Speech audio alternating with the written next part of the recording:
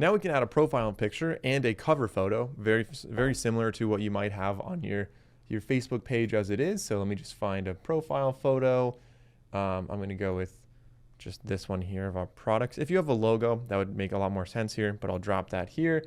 And then for the cover photo, maybe I'll have some people wearing our sunglasses in the background. And of course, this right here is the action button. Well, I scrolled and I accidentally moved that.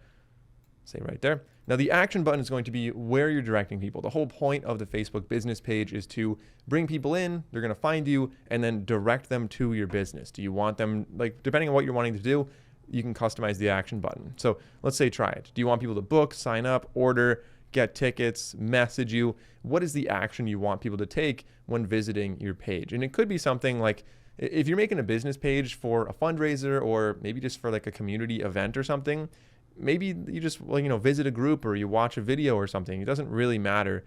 But I'm going to say contact us is really what we want, which open a website or a contact form. So I'll say next. We can add a website link, or you can have the contact form, baked in right here. And the website link, I'm just going to go to my website and we'll say save. So now we have that information. We'll click next. You can connect WhatsApp if you want to. I'm going to skip this for now just because I'm not actually going to link. This is a fictitious page, but you should set up WhatsApp and connect. You might as well have every way possible for people to contact you. You can invite friends to like it. So for a new page, sometimes getting your first, 50 or 100 likes could take some time, but inviting your friends could help you to get there a little bit quicker.